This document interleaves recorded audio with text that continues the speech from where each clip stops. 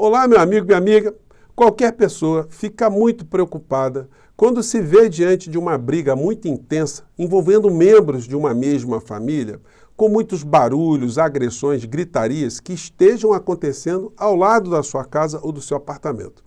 Pois é exatamente isso que está na iminência de acontecer, mas não com o seu vizinho aí muito próximo, mas com um vizinho do nosso país, especificamente com a Argentina.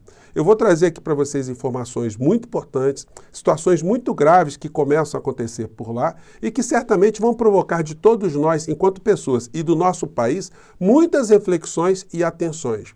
Vou conversar também com vocês sobre ameaças que estão sendo feitas permanentemente pelo bolsonarismo contra o presidente da República, o presidente Lula. Bom, antes de entrarmos nesses temas, quero convidar você que está chegando nesse instante ao nosso portal e não nos conhecia, para que você se inscreva aqui conosco, conheça também os nossos outros vídeos. Se você gostar, compartilhe, recomende e não se esqueça, dê o seu joinha e o seu comentário. Se puder, se inscreva também aqui no nosso clube de membros, tá legal? Então vamos aqui aos temas, começando com os nossos assuntos nacionais, né?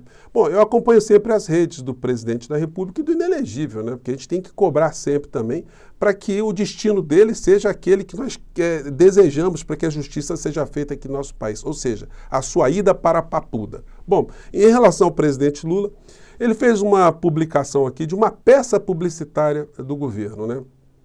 Que informa o que é o SUAS, Sistema Único de Assistência Social, que é mais do que um Bolsa Família, é também acolhimento para todos os brasileiros e brasileiras. Enfim, pessoas que sofrem algum tipo de violência doméstica, enfim, a peça é uma peça, como eu disse para vocês, né, publicitária, informativa, que deve se somar a outras demandas que a gente tem cobrado sempre, né? A falas do presidente da República sobre assuntos políticos, assuntos econômicos importantes aqui para a nação. Bom, enquanto isso, o inelegível também faz as suas publicações, né? Tentando sempre se manter ali em evidência, é como se isso fosse evitar a sua ida para Papuda ou para Bangu-8. Escreveu ele hoje: a sanha de tentar calar a voz do brasileiro está tão forte quanto a de surrupiar as carteiras e os celulares alheios. Faltou ele dizer surrupiar também Rolex, joias, colares, né? Que são situações também que o clã conhece bem, né? Salários dos servidores dos gabinetes, a manipulação de dinheiro, que são especialidades do clã, né? Ele está falando isso porque ele está preocupado com a legislação que está por vir e irá certamente coibir criminosos de continuarem a agir nas redes da forma como eles estão agindo. Um deles é essa figura aqui, que faz parte aqui de uma corrente de ameaças permanentes ao livre circular do presidente da República. Eles ficam o tempo todo repetindo a exaustão, né, que o presidente Lula não pode circular para um lado e para o outro, que se ele circular, ele vai ser hostilizado, que o povo quer hostilizá-lo. Gente, isso é aquilo que a gente chama de apito para cachorro. Você cria um ambiente, uma atmosfera, vamos lembrar que o inelegível teve 58 milhões de votos. No meio desse universo, tem sempre uma fração que vai entrar no aniversário e vai atirar no aniversariante, vai matar o aniversariante, o que vai agredir uma mulher pensando que é uma trans na porta do banheiro, o que vai tentar colocar uma bomba num caminhão-tanque para explodir um aeroporto, o que vai invadir um prédio público para quebrar, o que vai querer destruir a democracia. Então, esse é o tipo de comportamento que coloca para uma fração da sociedade que ela deve agir contra o presidente da República se ele for visto em público, né? Então eles repetem a exaustão esse tipo de estupidez criminosa, né? Vamos lá. Nesse primeiro ano do Lula no governo, você viu o Lula indo no meio do povo, recebendo carinho, recebendo aplauso, sendo admirado pelo povo que o escolheu para ser presidente? Eu não vi, eu sei que ele viajou muito para outros países. Então, eles repetem isso, inclusive o inelegível, ele fala muito isso, né? Vocês imaginem, se a gente começasse também, todas as redes sociais aqui, progressistas, começassem a dizer, Bolsonaro, não vá pra rua não, tá? Não vá pra rua porque você pode levar outra facada, hein? Alguém pode te dar um tiro, hein?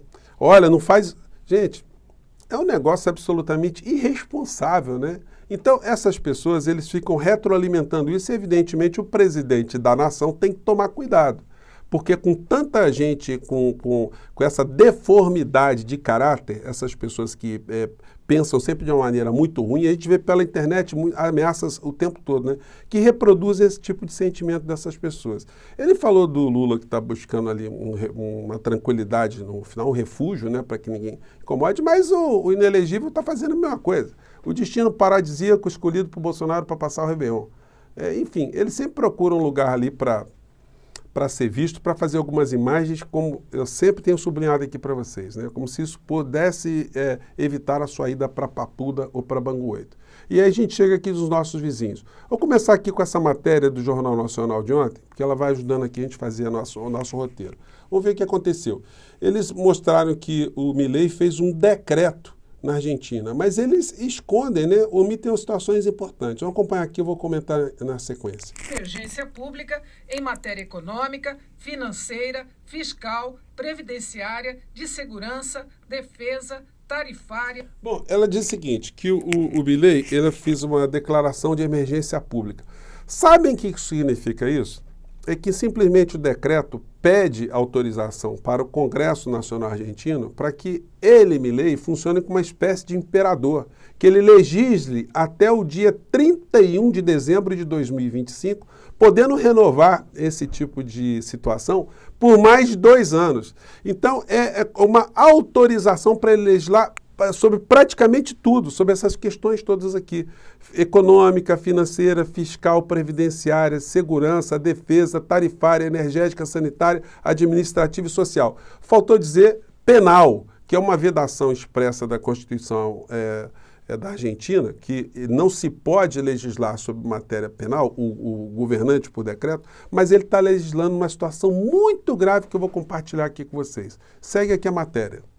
Energética, sanitária, administrativa e social até 31 de dezembro de 2025, podendo ser prorrogada pelo Executivo por mais 2 anos. Quer dizer, é uma autorização para virar um imperador, tá? Isso alguns canais já estão falando na Argentina. A situação lá, gente, ela está começando a ganhar esse tipo de contorno aqui, tá? As pessoas estão começando a ir para as ruas e não as pessoas somente ligadas a algum tipo de movimento social. O cidadão de uma maneira geral.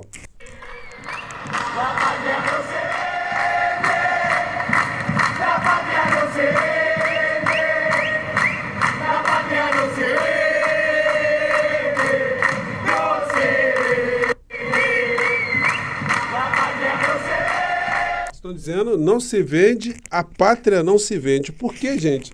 O decreto é um negócio absurdo. Se libera para qualquer pessoa, estrangeira ou não, comprar qualquer terra na Argentina, inclusive de fronteira, jazidas, se privatiza todas as empresas, se reduz direitos sociais, ou seja, um massacre gigantesco. Ontem eu fiquei lendo, demorei umas 4 horas para ler esse decreto todo, claro que não dá para olhar todos os detalhes, mas algumas coisas que eu vou compartilhar com vocês. O que está acontecendo é isso aqui. Gente, o aparato policial na Argentina, para começar a conter as primeiras manifestações, está um negócio medonho.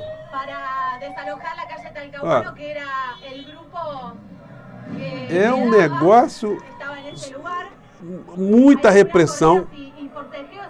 O Milei está colocando marinha, exército, aeronáutica, guarda portuária, guarda penitenciária. Gente, tudo isso para conter as manifestações lá. Então a situação tende a ficar cada vez mais... Cara, um monte de motocicletas ali,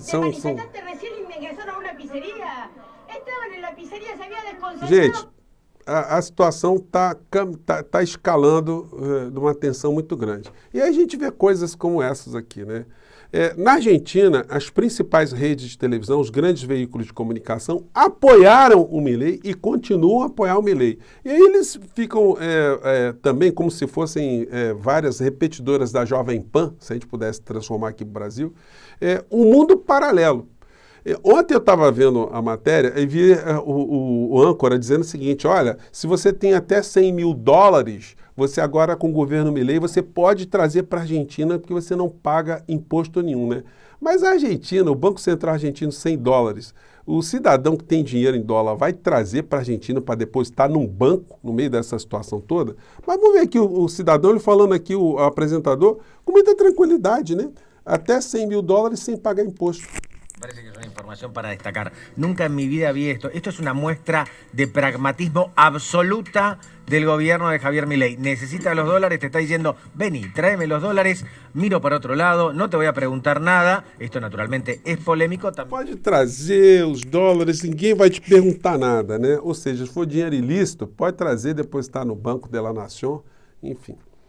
Então, as empresas privadas todas da Argentina vão ser colocadas sob essa ótica de uma privatização e o decreto ele mexe numa legislação de uma maneira tão intensa na legislação argentina que não tem, eu duvido, se o Milei fosse dar uma entrevista coletiva para explicar as medidas do decreto dele, eu tenho certeza absoluta que 80% do que está no decreto ele não vai saber explicar. Lida com direitos de gestante, com direitos previdenciários, direitos trabalhistas, entrando em minudências, questões relacionadas a poder judiciário, teatro, cinema. Ele criou ali, porque ele namora com uma atriz, né? Criou um fundo, né, de cinema. Cada pessoa que vai ao cinema, 10% vai para esse fundo para estimular o cinema na Argentina, o teatro é a mesma coisa. Ué, mas ele não é contra o Estado de uma maneira geral? Enfim, no decreto que me chamou a atenção, que eu coloquei mais um olhar ali, mais atento, foi em relação a direitos sociais de se manifestar contra o que está acontecendo lá.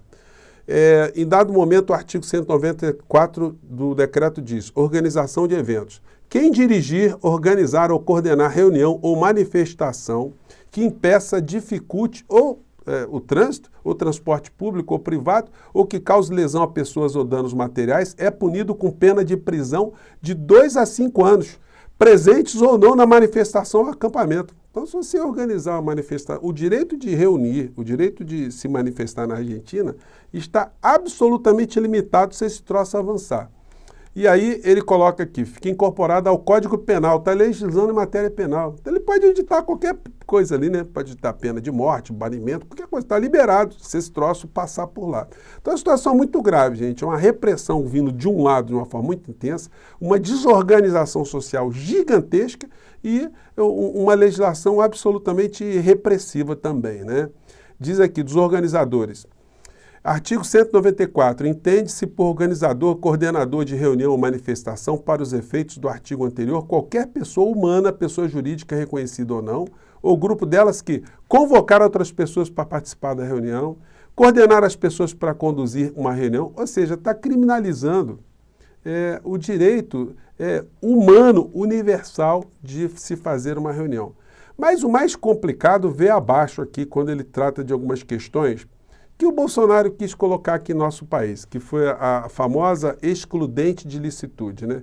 Gente, o que ele chama aqui de autodefesa. Aí eu separei isso aqui. Qualquer pessoa que haja no cumprimento de um dever ou no exercício legítimo de seu direito, autoridade ou posição, nesse caso, a proporcionalidade dos meios utilizados deve ser sempre interpretada a favor da pessoa que age no cumprimento do dever ou no exercício legítimo do seu direito, autoridade ou posição. Quer dizer, o cara que estiver alegando que está exercendo o direito, ele pode agir com as situações que eu vou comentar aqui na sequência. Aquele que age em virtude da devida obediência. Essas são situações que excluem a pessoa que estiver agindo dessa forma de qualquer imputação criminal. Ou seja, tudo que puder ser classificado como cumprimento de um dever legal ou de uma legítima defesa, a coisa é muito rápida, célere, sem processo, sem investigação, enfim, a pessoa não responde criminalmente por nada. Qualquer pessoa que atue em legítima defesa ou em defesa de seus direitos, desde que se verifiquem as seguintes circunstâncias, ou seja, essas pessoas estão impunes. Agressão ilegal, necessidade racional dos meios empregados para preveni-la ou repeli-la, falta de provocação suficiente por parte da parte defensora. Quer dizer isso? Se um cara mata uma pessoa e ele não provocou essa pessoa de modo algum, ele também está anistiado por esse tipo de situação, né? E aí, a cereja do bolo. Esse parágrafo também inclui qualquer pessoa que se defenda de uma pessoa que empunha uma arma falsa ou ataca com uma arma enquanto foge do local. Então, se o cara tiver com uma arma falsa ou com uma faca, você pode matar o cara, porque também isso é considerado uma legítima defesa. Ou seja, é o bang-bang numa sociedade que está em vias de ficar ali numa ebulição completa. E tem mais. Se alguém mata alguém que supostamente cometeu um crime, fez uma paralisação, uma reivindicação, um direito social, se a pessoa mata, ela não pode ser demandada, e nem o Estado, para que os parentes recebam algum tipo de indenização. Quem comete crime, ainda que no grau de tentativa, bem como seus familiares, em caso de morte, não tem ação para processar ou processar a pessoa que repeliu a agressão ou impediu a fuga. Então, mesmo que uma pessoa mate a outra que esteja em fuga, essa pessoa não poderá ser demandada. Então, gente, a situação lá está muito grave e isso vai demandar que o Brasil comece a se debruçar em todos os níveis sobre as consequências, no nível governamental, as empresas brasileiras e os cidadãos brasileiros, sobretudo aqueles que estão ali na região fronteiriça. A situação está muito complicada. Vamos acompanhar os próximos passos, eu vou aqui manter a atualização aqui sempre com vocês, tá bom? Gente, eu fico por aqui. Um grande abraço e mais tarde a gente volta. Tchau!